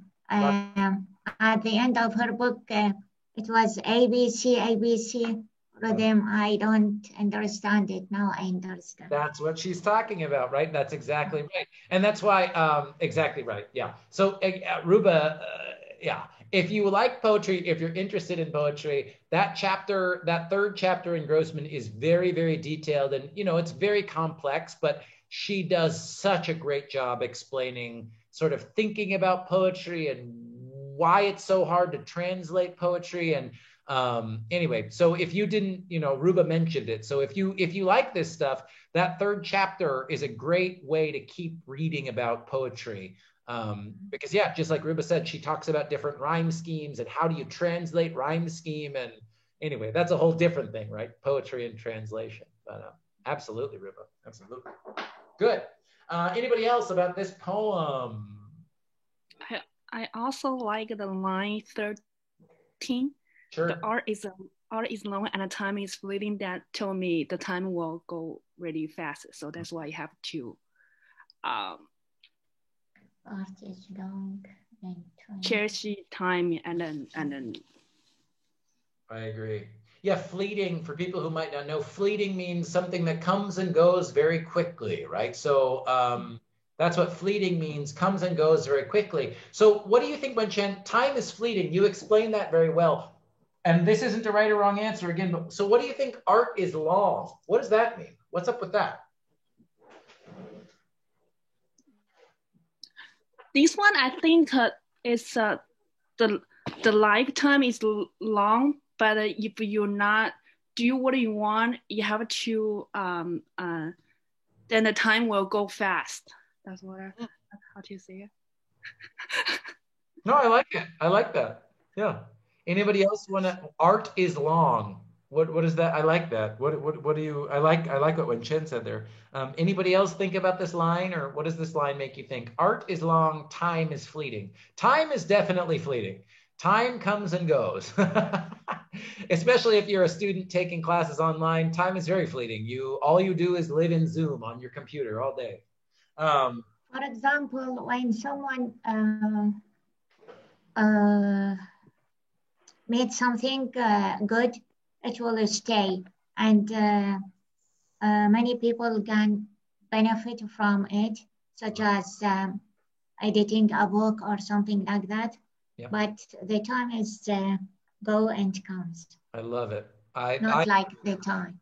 I agree with Ruba's interpretation. And I think this connects back to Ruba's idea about the footprints too, right? I think when Longfellow is talking about, hopefully we can leave footprints in the sand for people who come after us to follow, to learn from.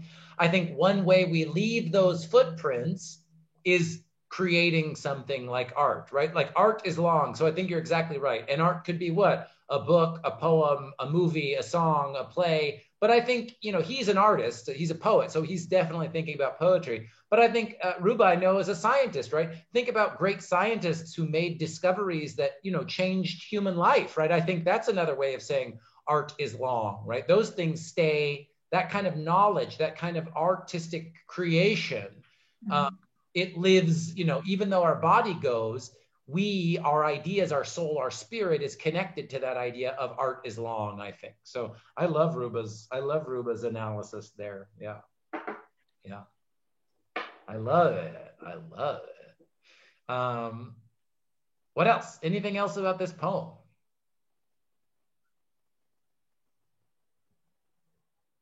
Well, Wenchen, I'm glad you wrote about it. I love this one. I write that my essay was saying the syllabus, this poem syllabus is, you saying A, right? Yep. I think that the A line is all the syllabus is A, and the B line is syllabus 7 syllabus. Right. Oh, syllables. Yeah. Yeah. Yep. Tell me not in mournful numbers, life is but an empty dream. Yeah. Well, don't worry about your paper. I'll look at it, Wenchen. Jen's like, did I make a mistake? I'll look at it, don't worry. Cool. Well, I'll just say again, like I said, ending on a happy note, right? Let us then be up and doing with a heart for any fate. I love it.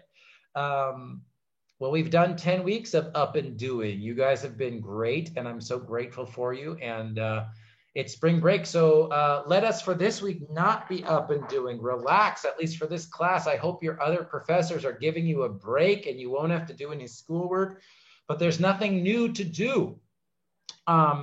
If you are thinking about what to do or how to do it, right? If you want to catch up on stuff you haven't finished yet, okay, great, you can definitely do that.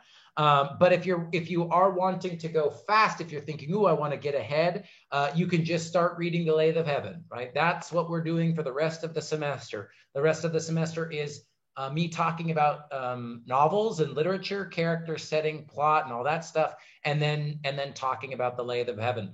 So if you want to read anything or do work for this class, start reading the book. If you're behind, catch up. And if you just want to take the week off, take the week off. I'm taking the week off. I will tell you that. Yes, I see Daryl has a hand, and then I see when Shannon muted herself. Daryl. Yes, Professor Sid, I just have 2 questions. Last week on Wednesday, the assignments doesn't have a due date. I think it generated the score, so I had 0. And I haven't done it yet because it was, there was no due date, but the Canvas sent me an email saying that I get a 0 in them. Oh, yeah. There were 3 assignments. No, I graded. Yeah, I want to be completely caught up with grading before spring break. That's my rule every semester. So if you have a 0 for assignment you didn't do yet, do it and you'll get the points. That's all. Yeah. So that's all. Okay, I did them, but the score, I don't think the score updated, but I'm not too sure. That's right. So if you got a 0 last week and since then you have done it, yeah, I'll go back and grade that before the end of the semester. Okay. And then the second question, when are we expecting to get the comment from the drafts so we can start doing the final? As soon as I can. Oh, okay. All right. I'll just wait for it then. Yep. I wish I will know. I don't make promises anymore because it's better to just say as soon as I can instead of saying, oh, in a week, and then I can't do it, and then I have to apologize and blah, blah, blah, blah, blah. Wen Chen. I have a question. Yep. Because the last essay, we only have 2 chances to submit our essay, right? But this one, I saw the Canvas you saying have 3 times. Again, yeah, if these are grade questions, again, my answer is going to be I don't care. So if you want to, if you revise the first essay a second time and still want to revise for more points, I'll change the settings in Canvas. Again, yeah. So if you're worried about grades, my advice is try not to because I don't care. And if you do the work and you do what I tell you to do on the major essays, you'll get the points. Okay. I'm tired today. I'm just being totally honest with you guys. I just hate talking about grades because it's such a waste of time. What else? Cool. Enjoy the week off, you guys. Thank you. I don't know if you guys are like me, but I need it so bad. So enjoy your time off. And thanks for talking about poems with me today. And I will see you all in a couple weeks. I'm going to stop the recording in case people do have specific questions, but I'm going to stop the recording now.